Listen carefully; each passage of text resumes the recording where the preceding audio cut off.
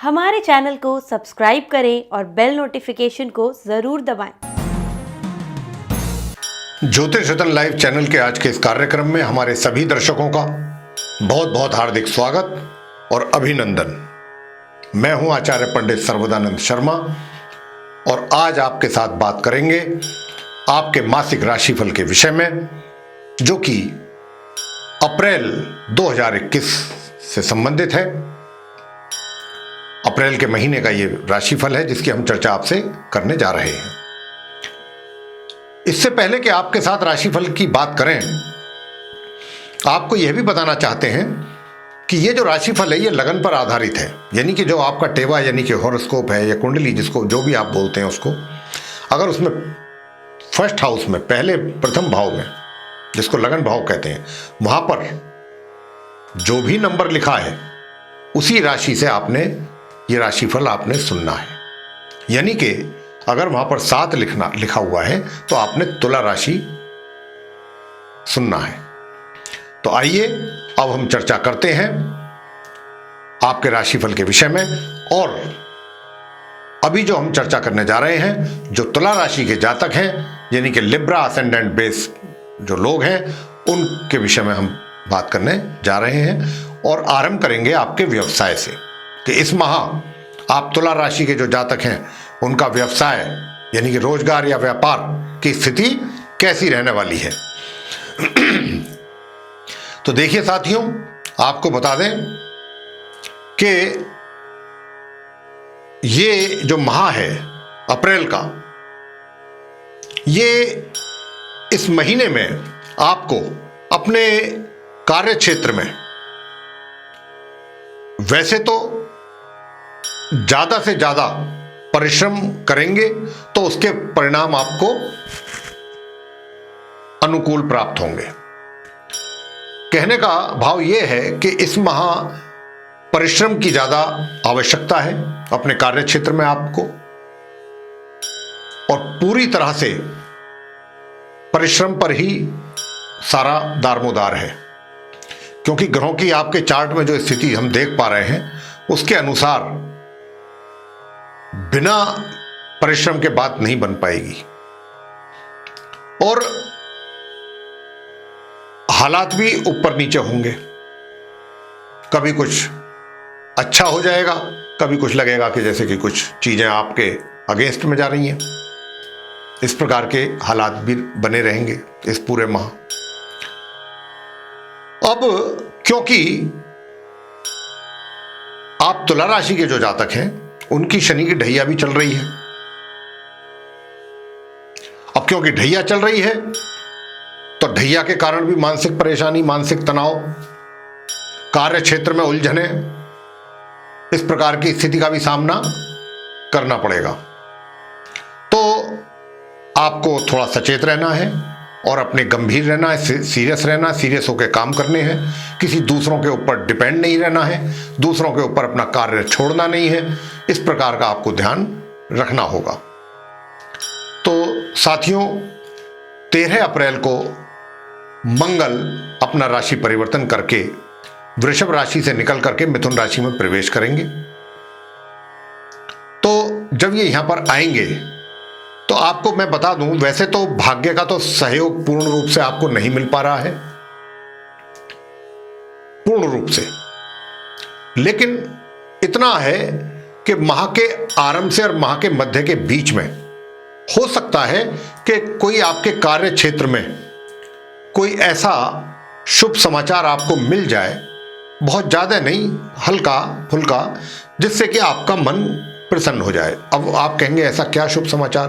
कार्य क्षेत्र में शुभ समाचार और क्या हो सकता है?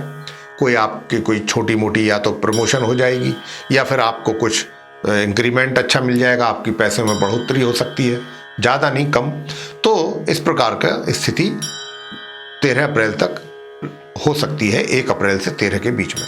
हालांकि पूर्ण रूप से भाग्य आप का साथ आपको नहीं मिल पा रहा है। अगर मिलता तो ये जो मैंने जिसकी बात कर रहा हूं प्रमोशन किया उसकी, तो बहुत अच्छा होता, मैं काफ़ी अच्छे की बात करता।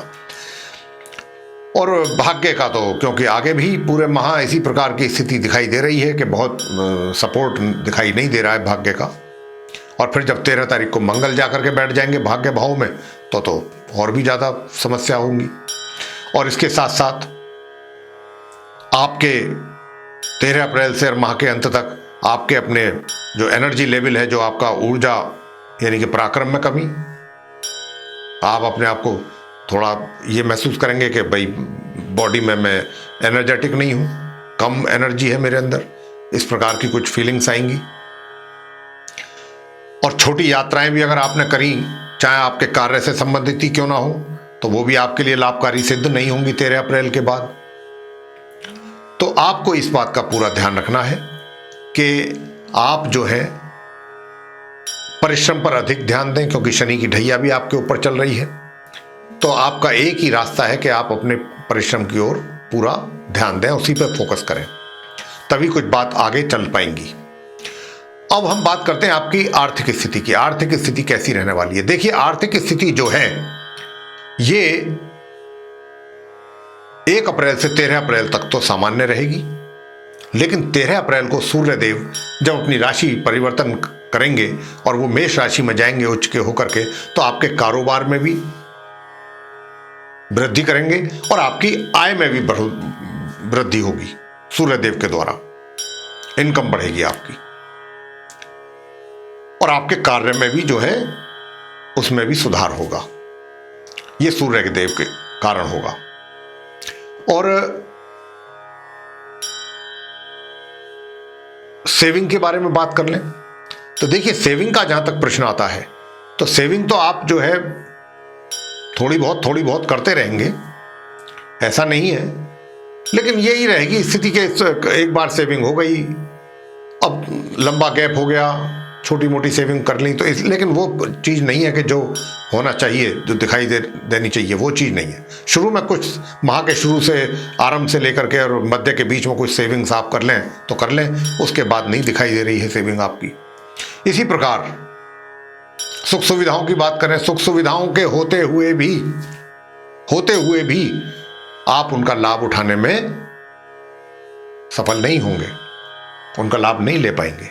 सुख सुविधाओं का, किसी भी प्रकार की सुख सुविधाएं ज्यादा आपको कमी लगेगी, कमी महसूस होगी कि भाई मैं सुख सुविधाओं का लाभ पूरी तरह से ले नहीं पा रहा हूं। अब आगे बात करते हैं आपसे प्रेम संबंधों के विषय में। तो प्रेम संबंधों को लेकर के भी ग्रहों की स्थिति काफी प्रतिकूल है। तो अगर आप कोई प्रयास करते भी हैं तो सफलता मिलने का कोई योग दिखाई नहीं देता है। तो इसीलिए हमारा तो यहां पर यही आपके लिए सुझाव होगा कि आप जो हैं वो काफी मतलब अपने इस कार्य से हट करके अपना ध्यान अपने कार्य पर ही लगाएं, और वहीं जरूरत भी ज्यादा है। हां, इतना जरूर है कि आप रोमांटिक जरूर रहेंगे पूरे माह, और इस रोमांटिक मूड के कारण आपका बार बार ध्यान इस तरफ भी जाएगा, लेकिन आपने स्वयं को रोकना है, क्योंकि उसमें सफलता के योग नहीं है प्रेम संबंधों में।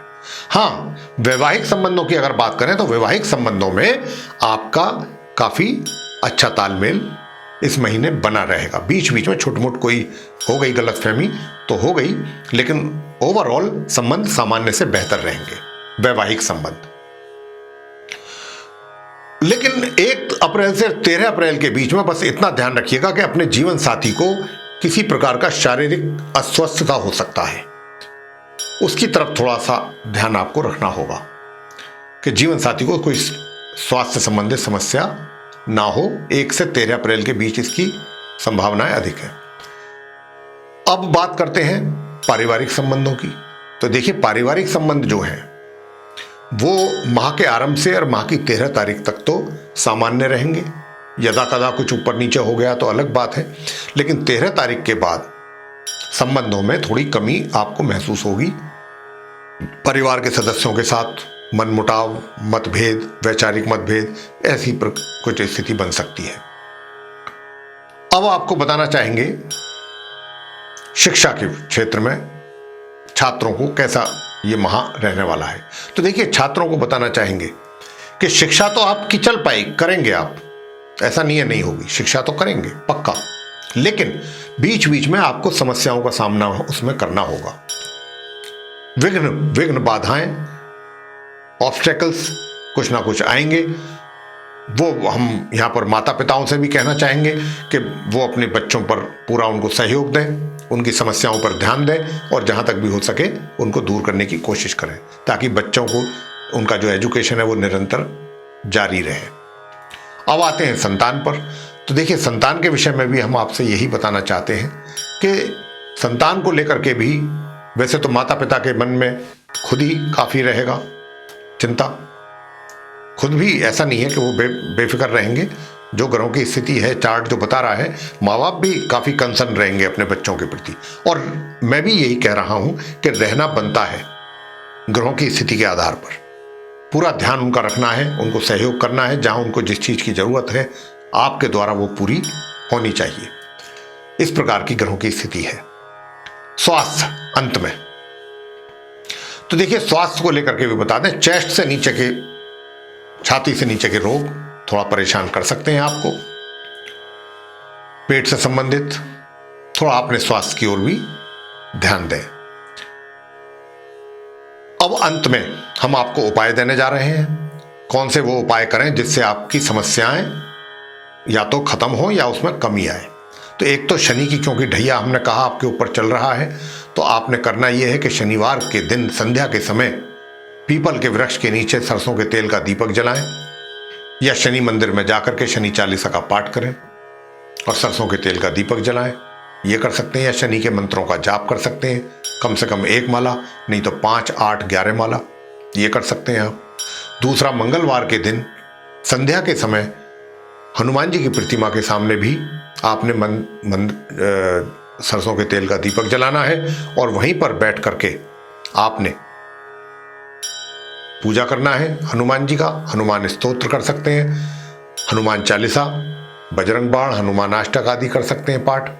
और इसके अतिरिक्त बूंदी या बेसन के लड्डू का भोग लगा सकते हैं आप हनुमान जी को। और इसके अतिरिक्त हनुमान जी के चरणों में केवड़े का इत्र और गुलाब के फूल या गुलाब के फूलों की माला अवश्य चढ़ाएं, अगर आप चाहते हैं कि आपकी समस्याओं का अंत हो। ये मंगल के दिन करना है। और बुधवार के दिन आपने करना है अपने हाथों से गाय को हरा चारा खिलाना है। और जो मंगल का उपाय लेडीज हैं नहीं कर सकती हैं, उनके लिए सिद्ध कुंजिका का पाठ करें वो, या दुर्गा सप्तशती में जो अर्गला स्तोत्र होता है उसका पाठ करें नित्य प्रतिदिन। महिलाएं ये कार्य करें। और शुक्रवार के दिन अपने हाथों से 2 रोटियों पर देसी घी रख करके, चीनी रख करके गौ माता को जरूर खिलाएं। तो समझ लीजिए आपकी 90% समस्या इस महीने की खत्म। तो ये था तुला राशि के जातकों का राशिफल माह अप्रैल 2021 का। आपको समझ आया, अच्छा लगा तो आप इसको लाइक कीजिए, शेयर कीजिए, चैनल को भी सब्सक्राइब करना ना भूलें। साथ ही जो बेल आइकन है उसको भी अवश्य दबाएं, ताकि आने वाले दिनों में जो हमारे कार्यक्रमों के नए वीडियोस हैं वे आप तक आसानी से पहुंच सकें और आप उन सभी वीडियोस का भी समय अनुसार लाभ प्राप्त कर सकें। इसी के साथ बहुत बहुत धन्यवाद। जय माता दी।